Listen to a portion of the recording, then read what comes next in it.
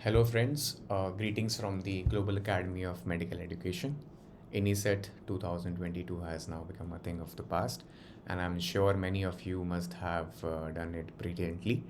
A few days back, game came up with the recall solution of surgery questions. Today, the game is coming up with the recall solution of medicine questions. I have tried to collect the medicine questions from various online resources, so the questions may not be very similar to what you have got in your exam. The images might be different. So I'll start with the recall solution for medicine. But before that, I would like to say for those who could not perform well in the INICET exam, please do not lose heart. You have to perform well, you have to gear up, and you have to perform well in the upcoming Neetpg examination. Uh, where here at Game, we are trying to work very hard and we are trying to make things easy for you. We are starting up with the test and discussion courses commencing on 1st of January. And along with that, we are coming up with the recorded videos for the entire 19 subjects. So you can log into the Game app and get access to all these recordings and different test and discussion modules that's going to come up. Along with that, please like the Game Telegram app that is there, like the Instagram posts where you're going to face daily questions on medicine, surgery, and various other topics. So before wasting any time, let's start with the questions that had come up in the INICET examination. So moving to the first question. The question was patient has presented with the proximal muscle weakness and facial rash. Here, the facial rash was basically to divert you from the main question. The main question here was on the proximal muscle weakness, and along with that, they had given you this image. This image is nothing but Gottron papules. And the condition that they are trying to highlight here is nothing but dermatomyositis. So it is not SLE, it is dermatomyositis. Those who have attended my class, they must be very familiar with this diagram that I had taught in the class, where I had spoken about the various signs, the cutaneous signs that are manifested in dermatomyositis. I had taught about the Gottron papules, I had taught about the Gottron sign. Now there is a difference between Gottron papule and the Gottron sign.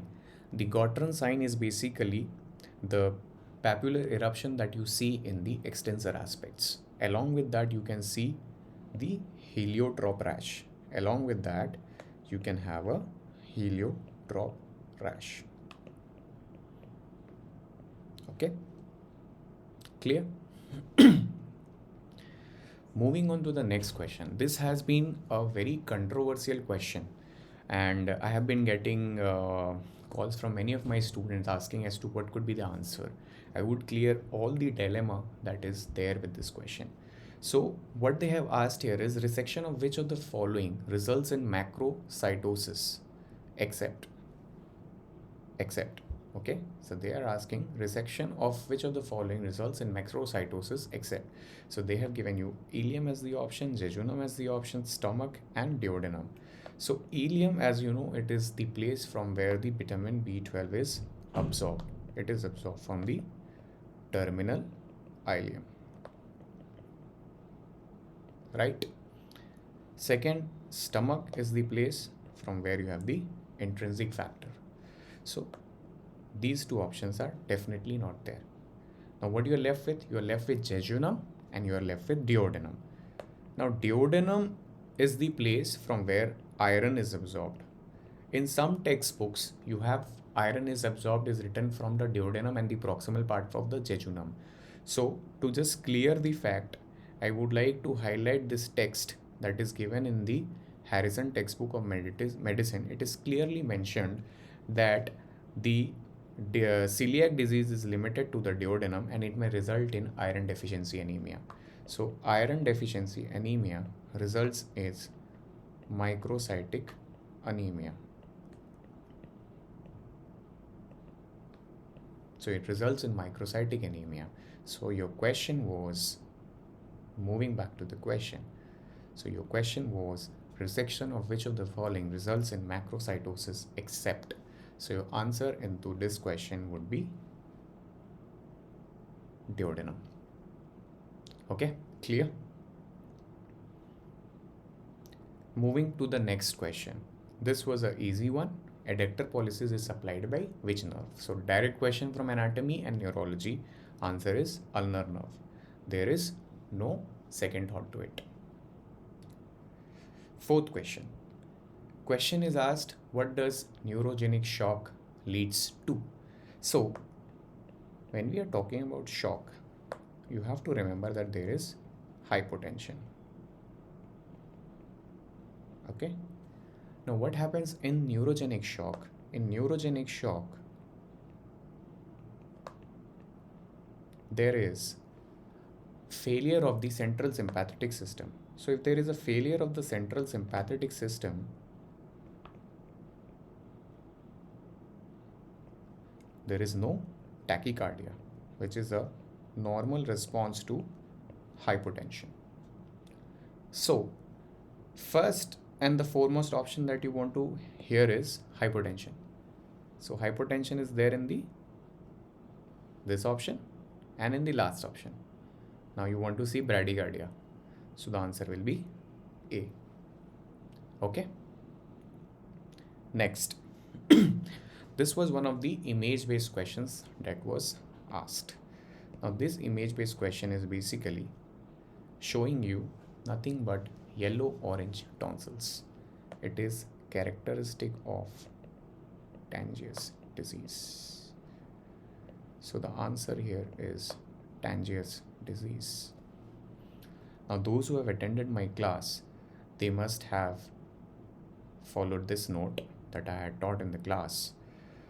I have mentioned this with this very diagram that the Tangiers disease is basically an X-linked disease. It leads to peripheral neuropathy, and along with that, one of the classical features of Tangiers disease is along with the yellow-orange tonsils is the decreased HDL.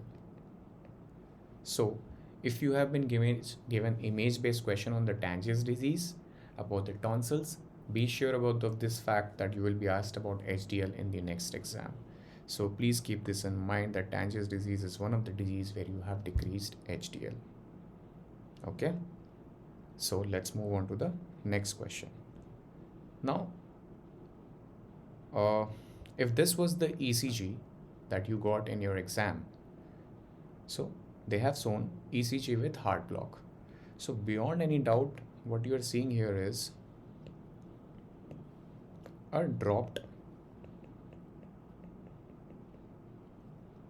P wave. So basically you are dealing with a second degree heart block. Now second degree heart block are of two types. One is Mobitz type 1 and the other is Mobitz type 2. So if the image that you got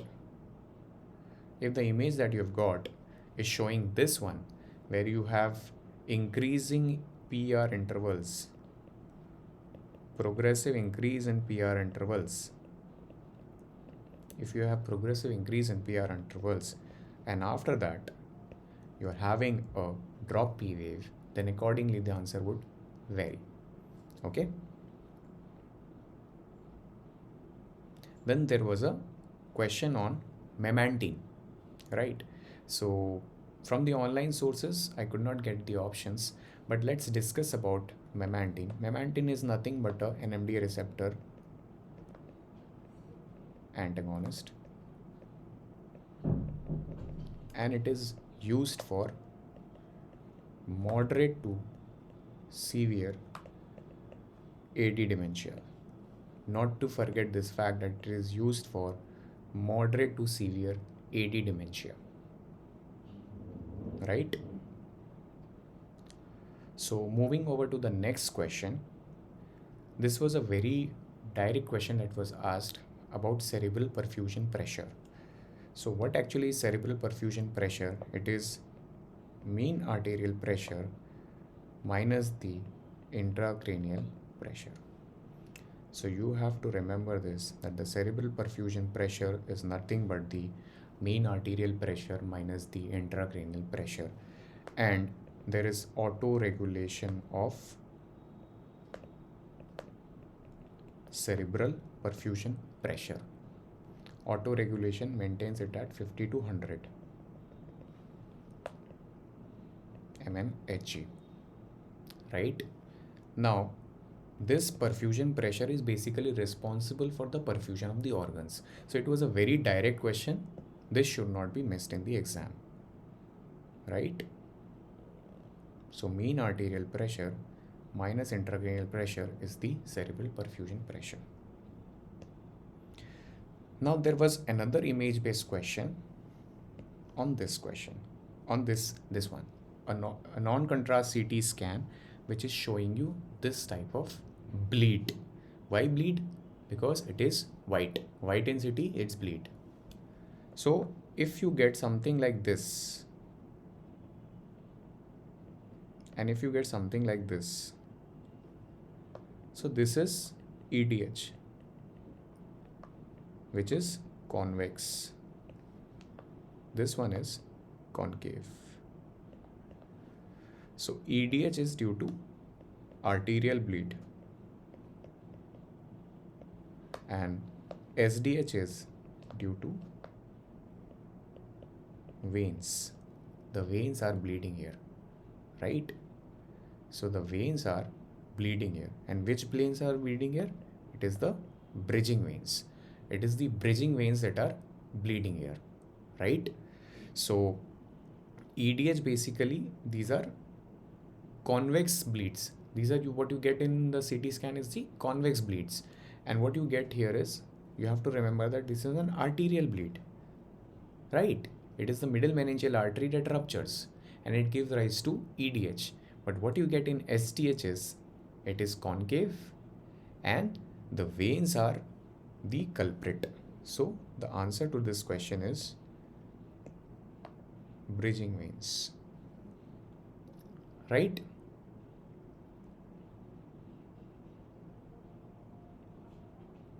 There was another image-based question on the eschar, and you had been given these options. So this has been a direct question that has been asked from this table of Harrison, which I would like to highlight.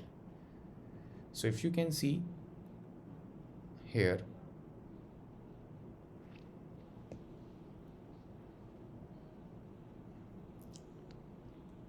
in Rocky Mountain spotted fever, you don't get eschar. It is seen in less than 1%. Whereas in scrub typhus, it is seen in 35% of the cases, right? So other things that you have to remember, that it is caused by Orencia, Susugamushi, right? And so the first thing that you need to identify from this question is that it is an eschar, right? The first thing that you need to identify that this is an eschar. It is easily seen that there is a black mark surrounding, there is an anathema. So Rocky Mountain spotted fever is not an answer. You don't get in COVID-19. What you get is in scrub typhus. So scrub typhus is the answer for this question.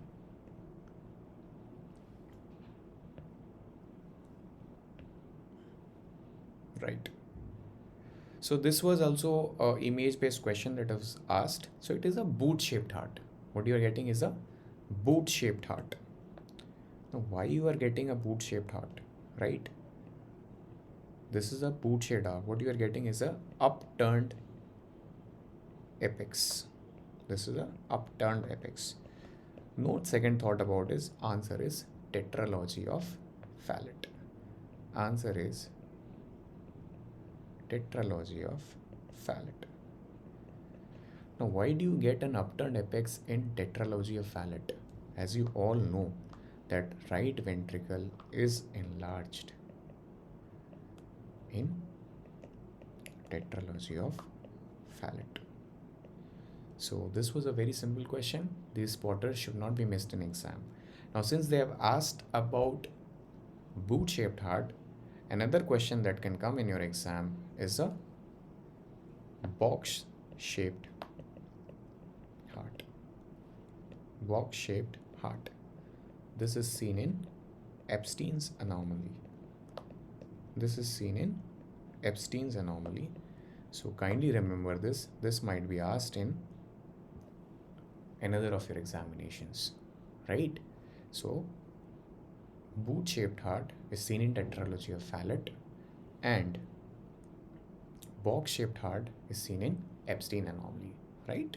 So we are clear till now. Next, the question that was asked, this is a very common repeat questions. You should not miss such questions in exam. Which structure gives rise to hemipallismus? Answer is subthalamic nucleus. There is no controversy, no other answer, right? Answer here is subthalamic nucleus. Okay. Caudate nucleus is a part of basal ganglia. It's mostly responsible for chorea. Caudate nucleus atrophy you see in Huntington's disease. Basically Huntington's chorea, right? Putamen, they are responsible for Parkinson's disease. Midbrain you see in stroke. Subthalamic nucleus is the only answer. Hemipallismus, right? No other answer to this question. Another image-based question was asked on this thing. Now there are three things to this. What you are seeing here is Trendelenburg sign. Now there is a Trendelenburg sign, there is a Trendelenburg test, and there is a Trendelenburg gate, right? So what you can see here in this diagram, it is the function of the hip abductors. It is the function of the hip abductors to maintain the hip in this plane, parallel plane. It should not droop. It should not droop, right? If it is drooping, then there is failure of the hip abductor mechanism. So that was basically shown in this diagram. So other points that you need to remember out of this question is muscles affected are basically hip abductors. Hip abductors are affected, right? Hip abductors are affected. Muscles affected being gluteus, medius, and minimus. Gluteus, medius, and minimus. They can also ask you the nerve supply in the next exam, so you should be prepared for it. Gluteus, medius, and minimus is supplied by superior gluteal nerve. This is supplied by superior gluteal nerve. So you should be very clear about this fact that gluteus medius and minimus is supplied by superior gluteal nerve.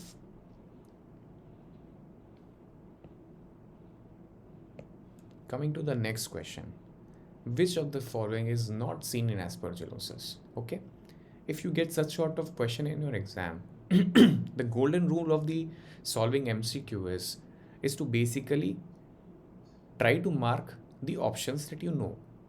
Automatically you will figure out which one is the wrong option. So here you are asked which of the following is not seen in aspergillosis. So you all know aspergillosis leads to lung cavities. It leads to lung cavities, right? That's why you get the halo sign. That's why you get the halo sign. And aspergillosis is basically a fungal infection. It is basically a fungal infection. Now, who are the targets? Who all are the targets where you get the aspergillosis? You will see in transplant patients. You will see in patients those who have had TB. When TB, there is a cavity. In those patients, the fungus ball will develop. the fungus ball will develop. So that's why you get this, what is classically known as the halo sign. So what all you actually get in aspergillosis? What do you get in aspergillosis? So in aspergillosis, you can have invasive aspergillosis. You can have invasive aspergillosis. Second, you can have chronic pulmonary aspergillosis, right? And you can have allergic bronchopulmonary aspergillosis. These are the three things that you can have in a case of aspergillosis, right? So when you are getting all these after the discussion, so it is quite common that it is the lung cavities that you can see. Now this fungal infection can cause pneumonia. So if it can cause pneumonia, what you can see is consolidation, and you can also see the GGO, which is nothing but the ground glass opacities, right? So what is left? The answer is pleural effusion. The answer is pleural effusion. Pleural effusion is very rare in aspergillosis. This should be kept in mind. Pleural effusion is very rare in aspergillosis, right? But you have to remember, aspergillosis can cause pleural thickening. There will be no pleural effusion, but it can cause pleural thickening, right? Coming to the next question. This question was asked in exam. Now, these are all anti-seizure medication. Now, both of them have the potential to cause rash and hyponatremia. So there has been basically confusion with only these two options. So you have carbamazepine and you have the oxcarb. This one has the potential to cause rash more, whereas oxcarb has the potential to cause hyponatremia more, right? So you have been asked which of the following is least seen in oxcarb when compared to carbamazepine, right? So as I said, oxcarb causes hyponatremia, CVZ causes rash more. So rash would be the answer here, right? Rash would be the answer here. Moving over to the next question. This is an image-based question that you have got in your exam. Below images of which type of leukemia? These are smudge cells. These are smudge cells. And all these are lymphocytes. So smudge cells are basically pathognomonic of only one disease, CLL. For exam purpose, you need to remember smudge cells are basically pathognomonic of CLL. So in this question, CLL is the answer. Okay. Moving over to the next question. The next question have been asked about which of the following indicates co-infection with HBV and HDV. Sadly, I could not collect the options. But as we know, hepatitis D virus can have co-infection and can have super infection. Both of these are with Hep B. Both of these are with hepatitis B, right? So this is a very good chart from the Harrison textbook, which tells you what you need to remember about chronic hepatitis D with Hep B.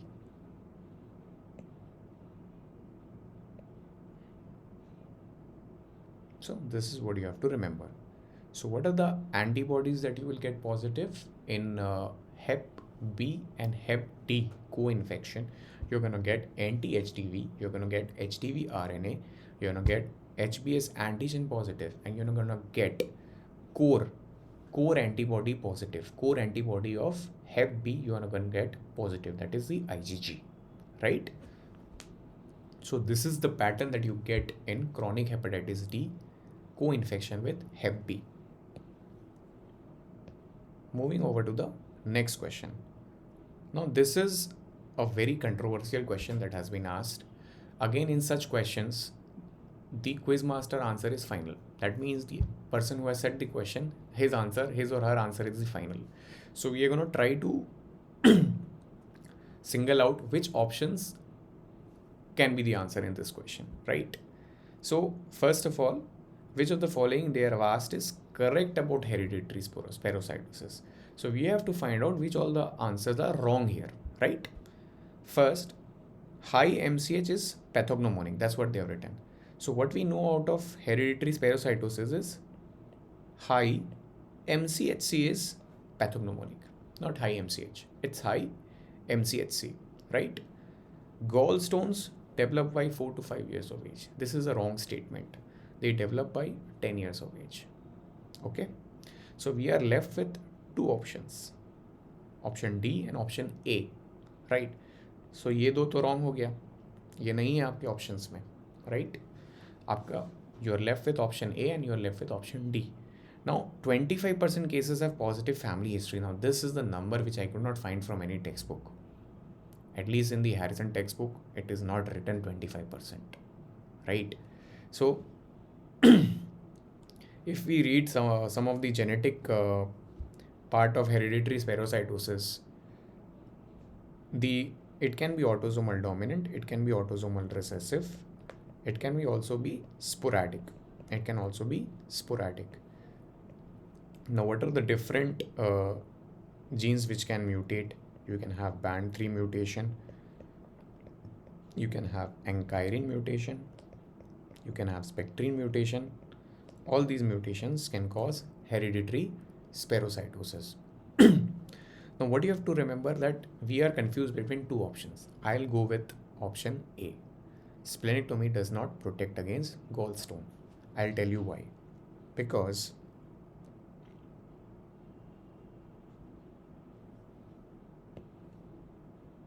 let's go through this part from Harrison. It is written that along with splenectomy, cholecystomy should be carried out automatically, but it should be carried out usually by the laparoscopic approach whenever it is clinically indicated. Okay, whenever it is clinically indicated. So there are two things about hereditary spherocytosis that you need to know. One is the cholecystectomy and the other is the splenectomy. So it is said whenever you are doing cholecystectomy, you should perform splenectomy. And it is said whenever you are doing splenectomy, you can do cholecystectomy. So if I say that splenectomy does not protect against gallstones, it's not like that you are doing splenectomy. If it's not like you are doing cholecystectomy just at the time of splenectomy, right? So you do the splenectomy and after some time you will do the cholecystectomy, right? So I'm trying to say is that splenectomy does not protect against gallstones. You're doing splenectomy and after few years you may need cholecystectomy because of the development of gallstones. That's what is given in this line from the Harrison, where it is said that wherever it is clinically indicated, then only you do the cholecystectomy. So after few years down the line of splenectomy, you can need cholecystectomy in hereditary spherocytosis. So that means it is not protecting, right? So according to me, this should be the best answer in this question. Now moving over to the next question. This is a very simple question. I think you should not have missed this. High anion gap is basically seen in metabolic acidosis. We all call HAGMA. So high anion gap is basically seen in metabolic acidosis. This should not have been missed. Some of the causes are DKA, uremia. These things should not be missed,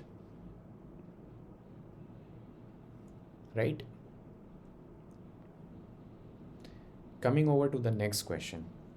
The question asked here is disruption of axon with intact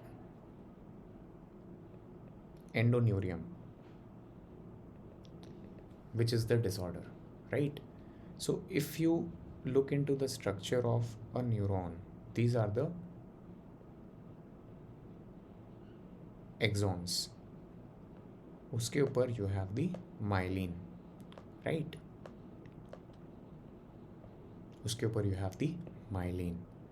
Along with that, what you have is the Endonurium.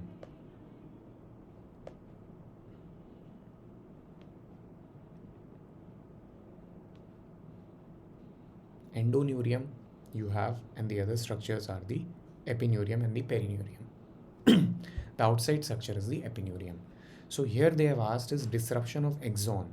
So you are left with two options here. One is neuropraxia and the other is axonotomesis. In neuropraxia, what you get is conduction block. In neuropraxia, what you get is conduction block. यहाँ पे आपको conduction block मिलता है. Why? Because the axons are relatively intact. Axons are relatively intact. So answer to this question would be axonotomesis. Because you get disruption of axon with intact endonurium.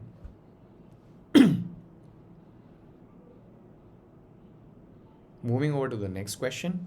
The next question that has been asked here is about the different form of diuretics and to match them correctly. Here all of them are matched correctly. Torsemide is matched to the loop of Henle. It is acting on the loop of Henle. That is the correct option. Acetazolamide is acting on the proximal convoluted tubule. It is also again a correct option. Torsemide is basically nothing but your loop diuretics. So they are acting on the loop of Henle. That's a correct option. Chlorothiazide is acting on the DCT. That's also another correct option because it is a thiazide group of drugs. Spironolactone are acting on the collecting tubule. It is also a correct option. These are basically potassium sparing diuretics. So if in your option you are having A, B, C, D, all are correct, that would be the answer. Right? Moving over to the next question. Which of the following is the most specific antibody for SLE? Answer is anti-Smith. No other answer for this question. No other answer. Right? It has been directly taken from this table of Harrison. Anti-Smith, it is very specific for SLE. It is very specific for SLE. So no other answer to this question. Right? We are clear till here?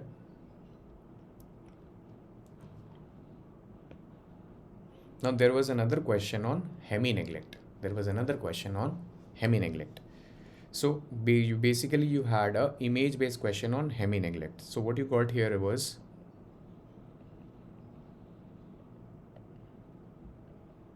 a clock drawing. And here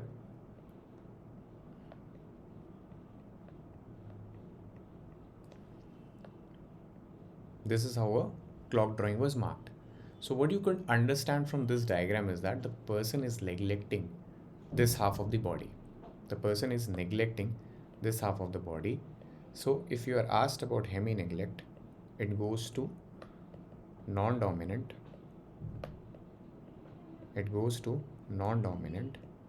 Parietal lobe.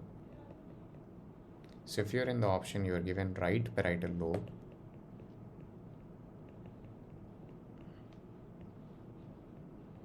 So if in option you had right parietal lobe, that would be answer. This was basically straight away question that was taken up from my notes that I have taught in the class. I have taught about the parietal lobe, the dominant hemisphere and the non-dominant hemisphere. So there I had spoken about the non-dominant lobe and the function, hemi-neglect. So this was basically directly taken from one of my notes. Now what they can ask you, all components of Gertzmann syndrome, they can ask you another question and they can put you like this. They can draw another clock like this and they can give you the scenario like this. So person is drawing clock like this. So person is drawing the clock like this. So they do not have the right left orientation. So if they do not have the right left orientation, that goes to the Gertzmann syndrome. So if this has been asked about the non-dominant parietal lobe, you can be asked about the dominant parietal lobe also. So you should be knowing about the dominant parietal lobe functions also, right? This was also a very straight question that you should not miss in exam, right? So a hypertension patient with deranged renal function and has got hyperkalemia. So which drug is responsible? So furosemide is a loop diuretic.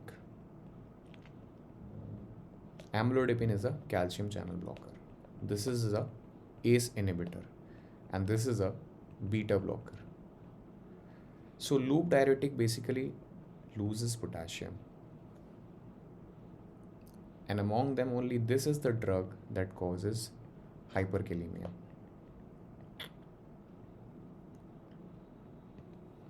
So in this question there should be no confusion, and the answer would be losartan. This question was also a very simple question, a sitter, which you should not miss in the exam. You are given an 11-year-old boy who has got tremors, and the sister is also having similar complaints. So that means what they are trying to show is there is a positive family history. And along with that, they had given you an age-based question showing that there is an icterus. So in a patient with a positive family history, and you have got tremors, along with that you have got jaundice. So neurological manifestation along with GI manifestation with a positive family history, the answer should be Wilson's disease. There should be no confusion about this, right? So if they have given you in this exam about icterus, they can give you a image-based question on KF ring. Same question can be modified and can be given in the form of KF ring. So if a KF ring is given, the answer would be Wilson's disease only, right? Moving over to the next question. Which of the following is a contraindication to the thrombolysis in a patient presenting with stroke, right? So they had given all these options, out of which option C is the answer. So this has been directly taken from the table of Harrison, which I had also taught in the class if you guys have paid attention. So if you look at the contraindication list, there is only one contraindication that has been asked in your exam. So age more than 18 years and CT scan that has been showing edema of the less than 1/3 of the MCA territory. These are all indications of these all indications of the thrombolysis. Whereas if you have too much of BP, we all know, friends, that if the BP is very high, we usually do not proceed with the thrombolysis, because if you proceed with the thrombolysis, in that case there is a chance of hemorrhagic conversion also, and there is a chance of hemorrhage, so you don't proceed. So answer to the above question would be BP if it is more than 185, 110. So there should not be any confusion to that. Another question, which is also a direct question, you should not miss. You have been asked a diabetic patient with deranged renal function that has come to you and is refusing to take insulin. So you are left with certain oral drugs known as DPP inhibitors.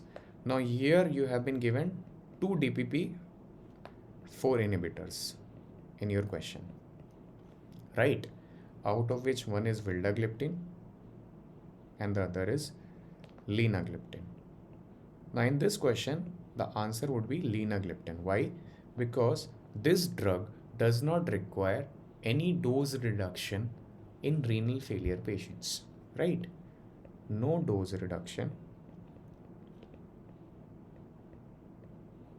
There is no dose reduction in renal failure patient.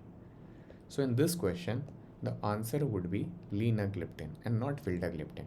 Vildagliptin, although it belongs to the family of DPP-4 inhibitors, but it requires dose reduction in renal failure patients. So the answer would be straightforward linagliptin and no other answer. No controversy to this question. Yeah, so this question. Here, you have to pay attention to what they're asking. Number 1 pointer is a bedridden patient and number 2 pointer is aspirates. So what they're trying to show here is that you have a patient of aspiration pneumonia. So you have a patient of aspiration pneumonia that they are talking about. So they are talking about an aspiration pneumonia. Now what you have to remember is when the patient is upright, then there are certain chance of atelectasis in the lower lobes. And the way in the patient is supine, there are chances of atelectasis in the upper lobe. There are chances of atelectasis in the upper lobe, right? So which part of the upper lobe is responsible for aspiration pneumonia in the supine? So if you miss this point, that the patient is bedridden patients are the supine patients, you're going to mark the wrong answer. So in this case, two lower zone options would go out of your window. So you are left with right upper lobe posterior zone. You're left with right upper lobe posterior zone as the answer. So this is the answer to the question. Now, this is a very much a repeat question that is being asked. So you should not be missing such questions in your exam. So a patient has completed the triple regimen for the H. pylori that we commonly give. And now you are being asked which investigation is the best for the success of the treatment. Of the options given here, you should know that the first two investigations are invasive and the third investigation is non-invasive. So you should be basically going with the investigation that is non-invasive. So if you apply common sense in your exam also, so this would be the answer. Because practically speaking, no one would like to go with the investigation that is invasive. Everyone would like to go with the investigation that is non-invasive. So here the answer would be C13 breath test. It is non-invasive also, and it is used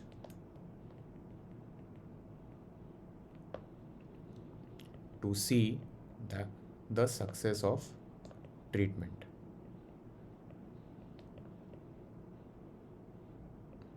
In patients of H. pylori. Right? So moving over to the next question. Now this question, I don't understand why many people have done wrong, and at the time of recall they forgot the answer also, because if you don't know about this question, you're going to mark answer wrong. Here basically they are trying to ask the very fact whether you know what is the difference between a vascular claudication and a neurogenic claudication. Right? Claudication is basically the cramping pain that you get. So the most important differential that you need to remember is the vascular claudication. It increases when you're walking, and it will also increase when you're walking uphill. Whereas the neurogenic claudication is going to decrease when you're walking uphill. Right? It is going to decrease when you're walking uphill. So this was the pointer that you had to remember. So it comes much later when you're walking uphill. Actually, what happens is that when you're walking uphill, you tend to flex yourself. So when you are flexing yourself, you are giving more space to the nerves. So that's why in the lumbar canal stenosis, these patients do not develop claudication when they are walking uphill. So the answer would be lumbar canal stenosis. No controversy to that. Okay. Moving to the next question. Here they are asking that the hemoglobin is low, the MCV is low, there is low MCH, and there is lymphocytosis, and there is a high ferritin.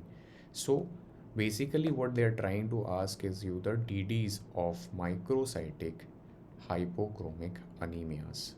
They're basically asking you the DDs of microcytic and hypochromic anemia. Of these DDs, all these fours are basically DDs of microcytic and hypochromic anemia. Now, which of them is associated with low ferritin? IDA. Low ferritin is seen in IDA. So basically IDA goes out of the basket here. So you are left with three options. Now you have to see this pointer. They are telling it lymphocytosis.